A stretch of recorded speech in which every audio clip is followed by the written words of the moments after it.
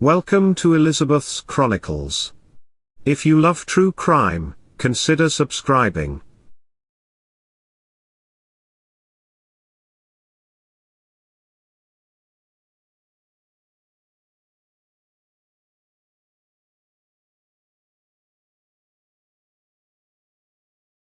George Jefferson Hassell was the youngest of 7 children. He was born in July of 1888. When George's brother died from a kick to the head by a mule, he married his brother's widow, Susan Ferguson. Susie and George were polar opposites. Susie was a devout Christian who religiously read her Bible daily, while George was a heavy drinker with a short temper, who had a habit of cheating. When George's brother died from being kicked by the mule, he had stayed at his brother's farm to help his brother's widow bring in the crops. Susie had 7 children with his brother, so it would have been challenging to do this alone. After staying at the farm, the two ended up married, and several months later, they had their first child, a boy, they named Samuel. Not long after Samuel was born, they moved to Farwell, and rented the farm. In December of 1927, in Farwell, Texas, the Hassell farm was having a huge bargain sale. He was selling off farm equipment, and used clothes. He told friends and neighbors, that he was selling he and his family's things, so that he could make enough money to follow his wife, Susie, and their 8 children to Blair, Oklahoma. People were suspicious. Susie and the children didn't mention to anyone that they were moving away. They just up and left quickly. At the sale, a neighbor noticed a wagon wheel sink into soft dirt, as though the ground had been recently dug up. And there was a freshly built root cellar, against one wall of the home. The neighbor found it odd that someone would go through the trouble of building a root cellar, when you planned on moving just a day or 2 later.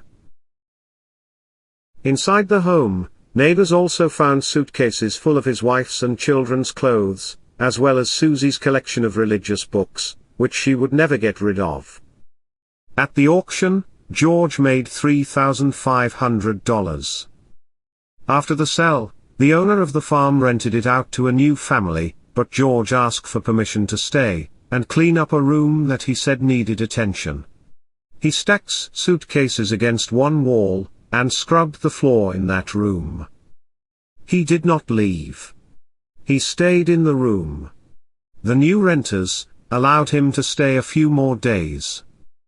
One night, after eating dinner, George told the new renters that he was feeling a little sick. Not long after, he yelled to the family to get a doctor, and the sheriff. They found George in his bed, with blood all around. He had stabbed himself in the chest and stomach. He was rushed to the local hospital and stitched up. They said even though he was in dire condition, he was laughing and joking with the nurses.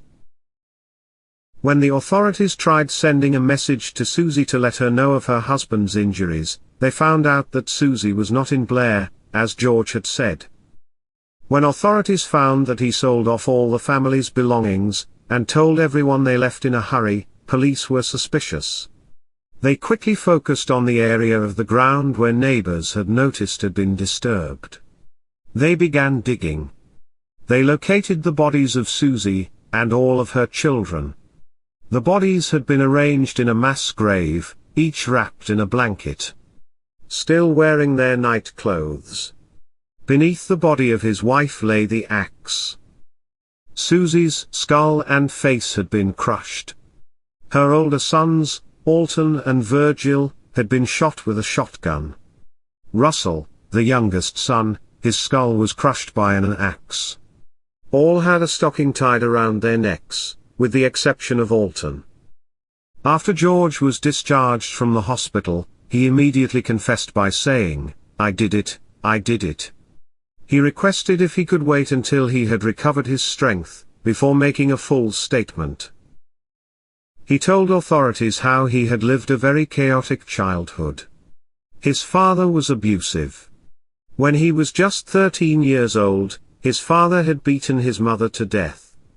George ran away after that, and became a drifter, He had trouble keeping a job. He had problems with stealing from his employers or customers.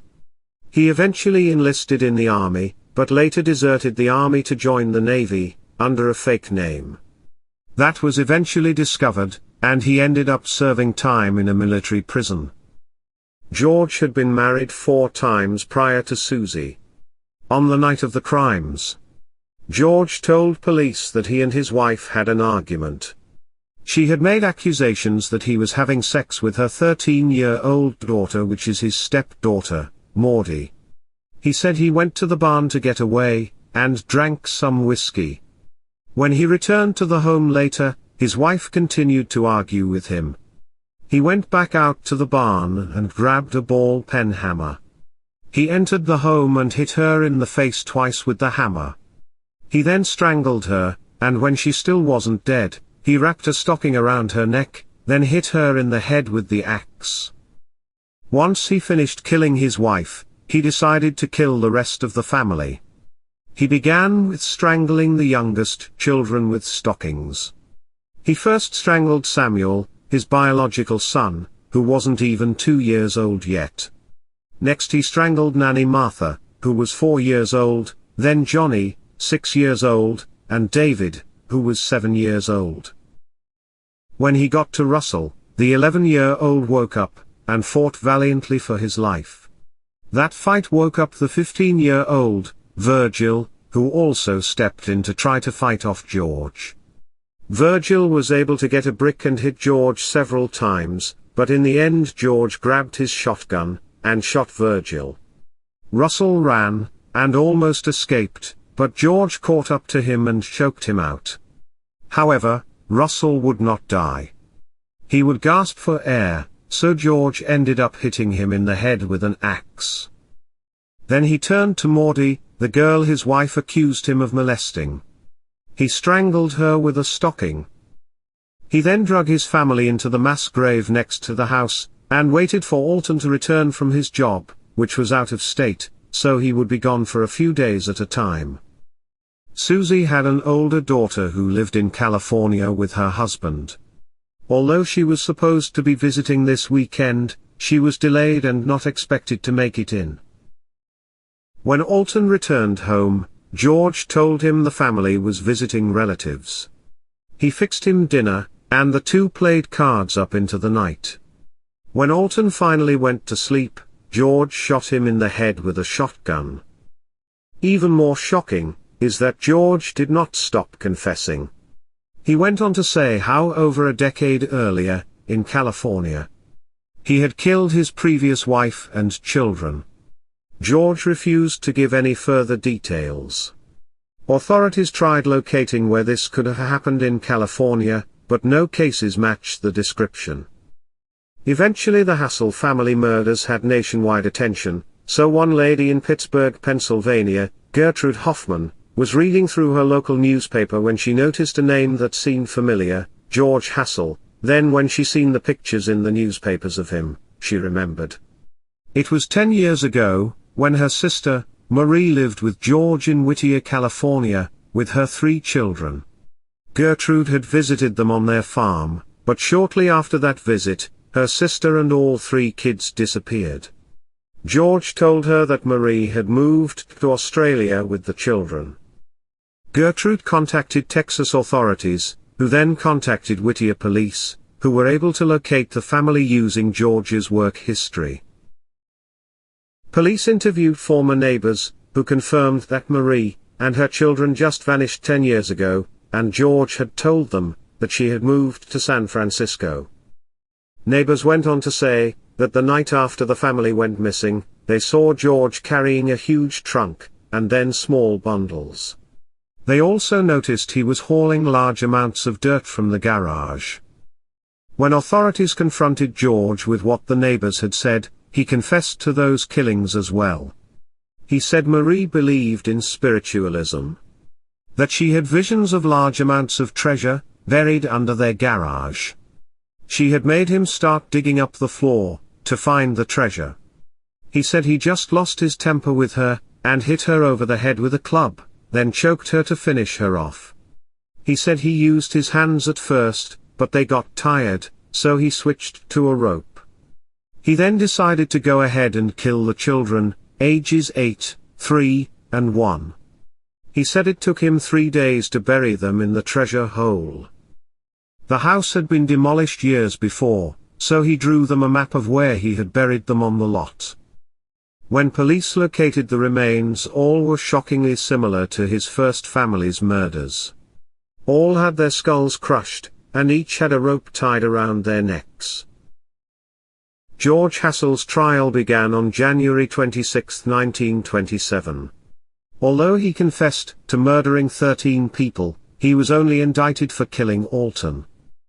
Hassell pled guilty, and even asked for the death sentence. The jury had to decide if he was mentally competent. He was examined by psychiatric experts, who diagnosed him with being a sociopath. However, that does not negate him of guilt. The jury spent 30 minutes deliberating, and found him guilty. After that, they took 2 hours, and sentenced him to death by electrocution. When George heard the judge give him the death sentence, he said, "Thank you, Your Honor." California refused to try him for the murders committed there, since he was already sentenced to death. George Hassell was the model prisoner. While in prison, he was always cheerful, and making jokes. He even wove doilies as gifts for fellow inmates, visitors, and even members of the jury, who sentenced him to death. He said his time in prison was the best of his life. When he was asked why he murdered his families, he pointed to his head and said, "Something was wrong up here." George's sentence was carried out on February 10, 1928, when the state of Texas carried out his execution. He was smiling, and calm right up until the end. His final words were that he was prepared to meet his maker. He was declared dead at 12:29 a.m., he was buried in the Huntsville Prison Cemetery.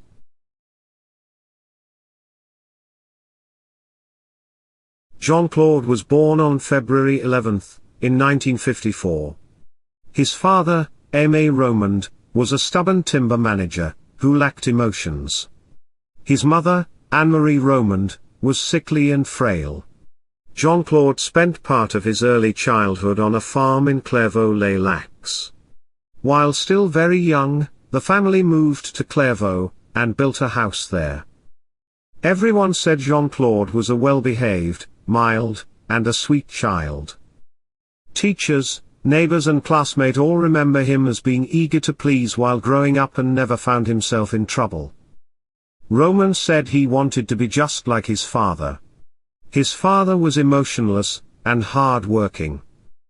Jean-Claude finished his baccalaureate program in 1971, with an essay titled, "Does Truth Exist?" Shortly after the essay, he joined a preparatory class to join the Forestry Commission. During this time, there was a bullying incident in which he responded by having a long series of sinus infections, that kept him out of school for the remainder of that school year. He stayed in his parents' home during this time.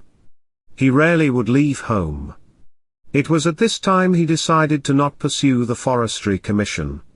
He decides he wants to pursue a career in the medical field, and begins his studies to become a doctor. The prep school exposed him to a lifestyle he truly wanted, high society. The timber business he previously wanted to pursue, like his father, was not going to give him that life, so he switched medical training, so he could have the lifestyle he preferred. He started dating Florence, in his first year of medical school, but knew her since he was 14 years old. She initiated a period of separation, because she needed to focus on her own studies, and this let him into a deep depression, but instead of talking with anyone about this, he did the same as he did in prep school, he closed up in his parents' home, and even missed his final exam for his second year of medical school. He could have retaken the exam, but he chose not to. It was around this time, he began telling friends he had cancer, to cover for why he had been absent some period of time from school, and social interactions. He returned to the university, and allowed them to continue believing he had cancer. He was not allowed to take his third-year entrance exam, due to not finishing his second-year final exams. Instead of retaking the exam, as he was advised to do by the school, and was allowed to do, he refused, and put on an elaborate ruse. For 11 years he continued to enroll in second-year courses and lectures, while telling everyone he was progressing through his medical degree. He would go to the lectures for the classes he should be taking, take notes, and even study, and do all the things he should do as if he was in those classes. The only thing lacking was taking the tests. He did all the work to become a doctor, except taking the necessary tests needed. He even went so far as to show up before and after tests to give the illusion that he was there and took the exams. Later on he married Florence. She had graduated and started her career at a pharmacy part-time, and the couple had 2 children, Caroline and Antoine. Jean-Claude had his wife and everyone, believing he had passed the medical board exam in Paris, and was a research assistant at the National Institute of Health and Medical Research. Then later he told them he was working in research at the World Health Organization in Geneva. He said he was assisting in creating a new medication for clinical trials. Nobody questioned what he was telling them, because he was traveling to and from Geneva often, and even bringing back souvenirs from his travels. He even sent gifts to his children, from supposed co-workers from these trips. He kept strict privacy. He never allowed family to his supposed office, and forbade anyone from knowing his work number. If his family needed to contact him, he used an answering service where they could leave a message, they would in turn page him, then he would call them back. In reality, he did travel all the way to Geneva, but he would park, and go in as a visitor, and take any free pamphlets or printed materials. He used their public offices to send mail through their post office to give the effect that he was working there. In the beginning he would do this every day. But as time passed, he began spending time in other places, such as cafes or sightseeing. He would study the country he was supposed to be visiting, and when he'd call home to check in, he'd talk about things he had supposedly done in those countries. He'd even check the weather so he could talk about the weather in that area. Back when he was in medical school, his parents had purchased him an apartment close to his classes. After school finished, he sold the apartment for 300,000 francs, and used this for a while since he had no income. Also, his parents had allowed him access to their bank accounts while he was in school. He still had access, and would dip into that from time to time. They did not mind. After a while, he also began telling family and friends that his connections to the World Health Organization gave him access to investments at an 18% return rate. Many of his family and friends trusted him with their savings. He was supposed to invest it on their behalf. But in reality, he spent it all. When it came to doing taxes, he marked that he worked in Switzerland, so he didn't have to pay taxes, and would mark down on the forms that he was a student. When money began to run out, his father-in-law came into an early retirement, 400,000 francs. He gave it all to Jean-Claude to invest on his behalf.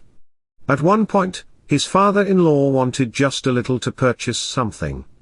However, he never received it. When Jean-Claude was visiting him, a terrible accident happened. His father-in-law accidentally fell down the stairs, and died before help could get to him. A distant relative was diagnosed with cancer. He told them he worked at the World Health Organization, and could get them groundbreaking new medicine for cancer, but it would be costly. They ended up giving him 60,000 francs. The family member died later that year. After his father-in-law's death, his mother-in-law sold her big home, and gave the money to Jean-Claude to invest for her, a total of 1.3 million francs. Sometime later, Corinne Hurton, a very recently divorced family friend, moved to the area with her kids. He would send her flowers, and eventually ask her to dinner. She accepted, and after only a few days he confessed that he was in love with her. She didn't have any interest in Jean-Claude that way. However, she would occasionally go to dinner with him. And they were romantically involved for a short time, but she moved on to another love quickly. When her apartment sold from her previous area, she gave Jean-Claude 900,000 francs to invest for her. She made him agree that she could draw from her money anytime she wanted. He agreed. However, Jean-Claude was low on funds. His lifestyle was costing him hundreds of thousands of dollars. He ended up spending Corinne's money. At some point Corinne wanted her money back, and demanded it. He had no way to back out or talk his way around this. He scheduled a date to meet her to give back money he no longer had. Jean-Claude purchased a gun, a silencer, and bullets with cash. He also purchased barbiturates, 2 jerry cans, and a rolling pin. He filled the cans with gasoline, and returned home. In the morning, on January 9, 1993, Jean-Claude bashed his wife's skull in with the rolling pin while she lay sleeping. He put the rolling pin back in the sink, washed it clean, then he crawled back in bed, and slept next to his wife until the children woke. He tried to get his children to drink a cocktail of barbiturates, but it's unclear if they actually drank it. He sat down, and ate breakfast with the children as though everything was normal. He then sat down with his children, and watched television for a while. Then he told the children, one by one, they felt feverish. He called his daughter into the bedroom, and had her lay on her stomach, then he shot her in the back of the head. He covered her body so his son would not see the body. He then called his son into the room, and had him lay on his stomach, and shot him in the back of the head as well.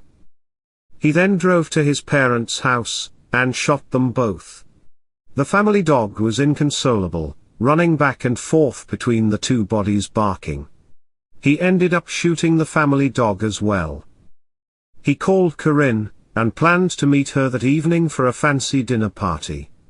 He told her it was with some officials in the medical industry. She was excited, thinking she was going to hang out with the scientific elite, and quickly agreed to go. Later in the day, Jean-Claude picked up Corinne, and drove around pretending to be lost. He eventually pulled over, and got into the trunk searching for the invitation, pretending to be searching for the phone number, to call for directions. However, instead of getting the invitation, he came back with a necklace. He told her he had been planning to give her. He asked her to get out of the car, so he could put the necklace on her. He told her to close her eyes, but instead of putting a necklace on her, he sprayed her with tear gas, and jabbed the taser rod into her stomach. She fought back hard as she could, and screamed she didn't want to die. When she made eye contact with him, he immediately stopped the attack. He backed off, and pretended as though she had started the fight, and he was simply defending himself. He then told her he was having some mental issues, due to the cancer returning. When he returned home, he called her and said, "Promise me not to believe it was premeditated. If I'd wanted to kill you, I'd have done it in your apartment, and I'd have killed your girls, too." He spent a few hours trying to view a home video. Between 4 and 7 p.m., he tried to call Corinne 9 times, she answered on the last try. They spoke about him getting help with his mental issues, and him returning her money. Jean-Claude then poured the gasoline from the jerry cans in the attic, on his wife and children, and in the stairwell. He started fires in each room, except the one he was in. He took a very old, expired bottle of sedatives, instead of taking the new barbiturates he just purchased. He then put on his pajamas. He put clothing at the bottom of his door to keep the smoke out, then climbed into bed. Concerned neighbors who noticed the fire called, and firefighters arrived on the scene. As they made entry, Jean-Claude opened the window, then passed out. They located 2 children's bodies, badly charred, with gunshot wounds to the back of their heads, a horrifically burned female body, with trauma to the back of the head, and an unconscious burned man who was alive, but in bad condition. Firefighters believed the injury to the female was caused by a falling beam from the roof. At first, they thought someone had broken in and murdered the family. They suspected that Jean-Claude may have had some enemies who wanted him dead, and his family was just a casualty of that. However, things changed when they turned to friends of Jean-Claude who told them that he worked at the World Health Organization in Geneva. This was quickly found to be a huge lie when police called, and was told nobody by that name worked there. Furthermore, he wasn't even listed in the National Registry of Physicians. He had never even worked with any of the hospitals he made claims to, and further check proved that he never even finished medical school. Further investigations uncovered where he had also tried to murder Corinne as well. Jean-Claude's entire life was a lie. He murdered his entire family to cover up this lie. He tried to claim intruders murdered his family, and set fire to his home and denied killing his parents. He eventually confessed. Psychiatrists later said that their interviews with him were extremely disturbing. He showed no emotion for what he had done. And he would go into the character of Dr. Roman, and seemed more concerned about what other doctors thought about him than what he had done to his family. It was more important that he make a good impression. They diagnosed him as having a narcissistic personality disorder. After his trial, the jury took 5 hours, then sentenced him to life in prison without the possibility of parole for 22 years. At his sentencing he read a long letter he had written asking for forgiveness, and saying how he loved the ones he killed. He addressed those family members he killed directly in the letter. Jean-Claude served his time, and has since been released. George Hassell was an extremely disturbed man, who had severe psychological issues, stemming from his childhood. If things were not going the way he wanted, he would simply wipe out his entire family, then move, and start completely over. He was a dangerous man whose death sentence was well deserved. With Jean-Claude Roman he wanted a lavish lifestyle, without the hard work required to live such a life. His entire life was fabricated, and when the walls came tumbling down around him, instead of facing what he had done, he murdered his entire family. In the end, he could murder everyone but himself. It's frightening to think someone like this has been set free. That concludes this episode. Keep your eye out for episode 12, coming soon. If you enjoyed this video, consider subscribing for more. Thanks for watching.